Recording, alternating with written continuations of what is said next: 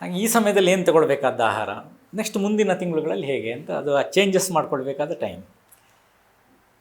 ಈ ಸಮಯದಲ್ಲಿ ಸಿಹಿ, ಹುಳಿ, ಉಪ್ಪು, ಈ ಷಡ್ರಸಗಳು 6 ಟೇಸ್ಟ್ಗಳು ಅಂತ ಇದೆಯಲ್ವ, ಅದರಲ್ಲಿ ಸಿಹಿ, ಹುಳಿ, ಉಪ್ಪು, ಖಾರ, ಕಹಿ ಮತ್ತು ಒಗರು, ಹೀಗೆ 6 ಟೇಸ್ಟ್ಗಳು. ರಸ, ಸ್ವಾದು, ಆಮ್ಲ, ಲವಣ, ತಿಕ್ತ, ಉಷಣ, ಕಷಾಯಕಾಹ ಅಂತ ಇದು 6 ಟೇಸ್ಟ್ಗಳು ಇರೋದು. ಆ 6 ಟೇಸ್ಟಲ್ಲಿ ಫಸ್ಟ್ 3 ಟೇಸ್ಟ್ಗಳು ಸಿಹಿ, ಹುಳಿ, ಉಪ್ಪು, ಆ ಟೇಸ್ಟ್ನ ಫುಡ್ಡುಗಳನ್ನು ಹೆಚ್ಚು ತಗೊಳ್ಬೇಕು.